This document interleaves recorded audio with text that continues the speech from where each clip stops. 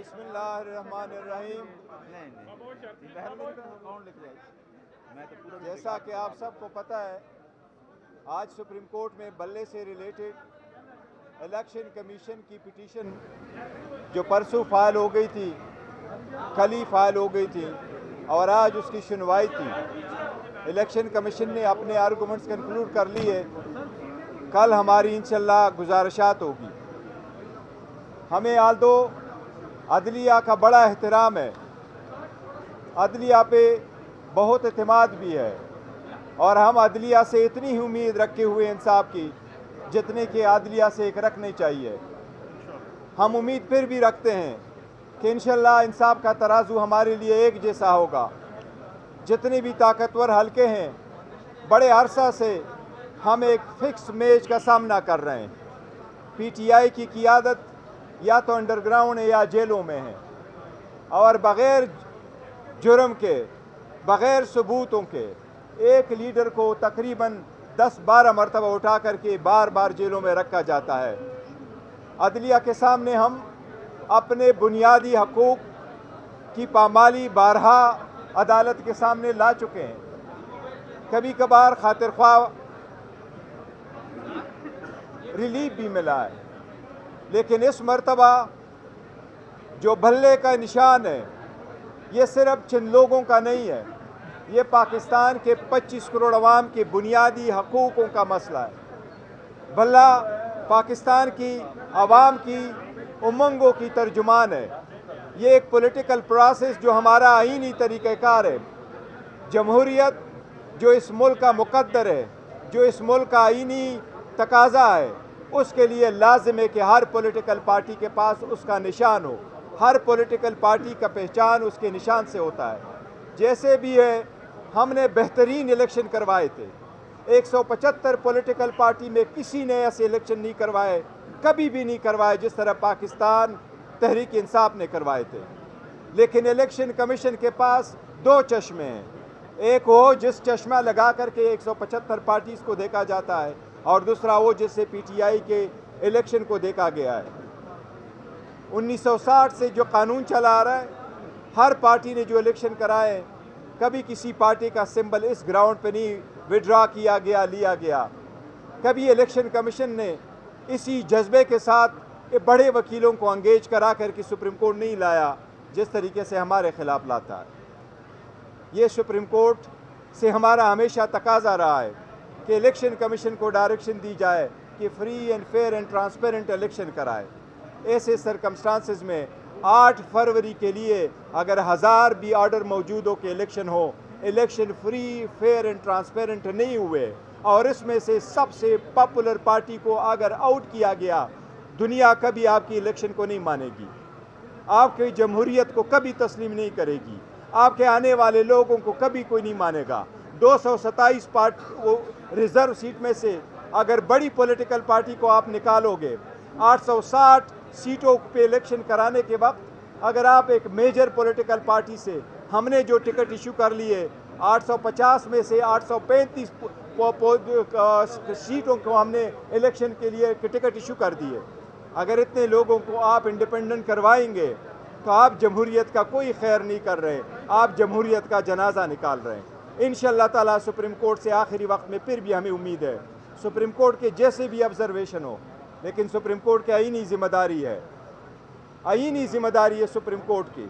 और इस बेंच से हमें बहुत बड़ी उम्मीद है इंशाअल्लाह ताला कि सुप्रीम कोर्ट हर साजिश का मुकाबला करते हुए इंशाअल्लाह जमहूरियत का बचाव करेगी, जमहूरियत को डिरेल नहीं होने देगी, इस प्रोसेस को रोकने नहीं देगी और इस प्रोसेस में सबको मसावी मौका फराहम करेगी और इंशाअल्लाह हमारा बल्ले को बहाल रखेगी।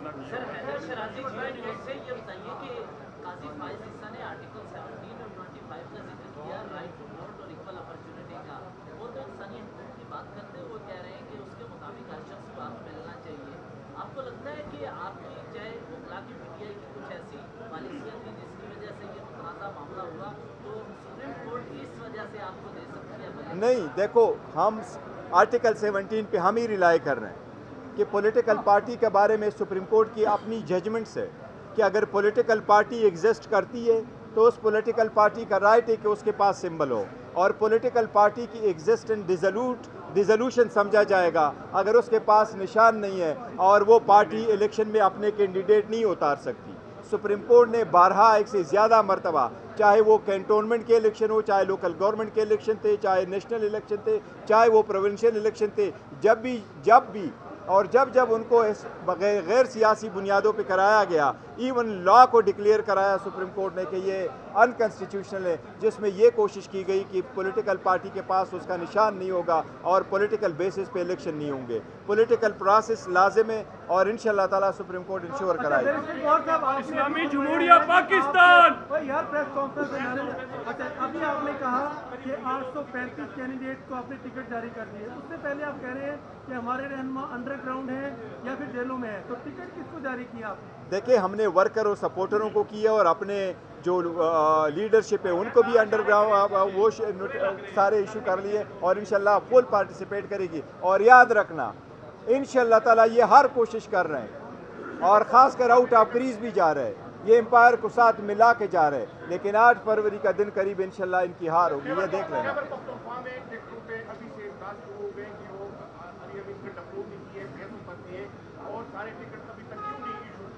देखिए, हमारे पास बड़ा ट्रांसपेरेंट तरीका है। जिस तरीके से ट्रांसपेरेंट प्रोसेस हमने अडॉप्ट किया, किसी पार्टी ने नहीं अडॉप्ट किया, किसी को कोई शिकायत नहीं है। देखो, हमारे टफ सिचुएशन में गुजर रहे हैं, हमने बेहतरीन फैसले किए, इंशाल्लाह ताला सबको अकोमोडेट किया है। सर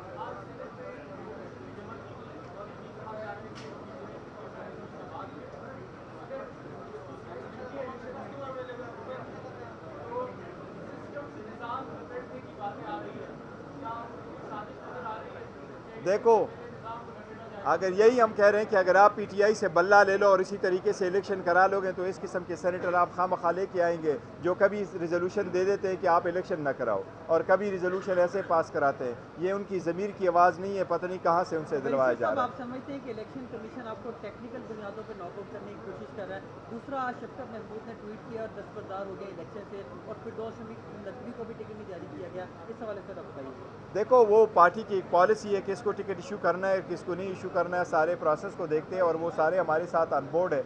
पार्टी को टिकट न देना ये पार्टी का इस्तेकाक है और पॉलिटिकल जितने भी हमारे वो है वर्कर है या जितने कैंडिडेट्स थे, एस्पायरेंट थे, जिन्होंने अप्लाई किया हुआ था, जिनको टिकट नहीं मिले, उन सब से मेरी दरख्वास्त है कि जिनको हम टिकट इशू कर चुके हैं उन कैंडिडेट को आप सपोर्ट करें और बाकी सारे जितने भी है वो उसके मुकाबले में या तो विड्रॉ होंगे या अपने कैंपेन जो है वो पोस्टपोन करके हमारे कैंडिडेटों का इंशाल्लाह ताला सपोर्ट करेंगे। तो ये होता रहता है, वो हमारा पार्ट है, वो हम आपने अभी बड़ा केस सारा बताया है अपना। 2 जजेस ने इस्तीफा दे दिया है और बात उनके जस्टिस एजाज रसन के हवाले से ये तासुर था कि पाकिस्तान तहरीक इंसाफ को हमेशा लीड देती हुई कि हटी की हैसियत रखते थे। क्या उनके इस्तीफा के बाद पाकिस्तान तहरीक इंसाफ हटियत की किस नज़र से?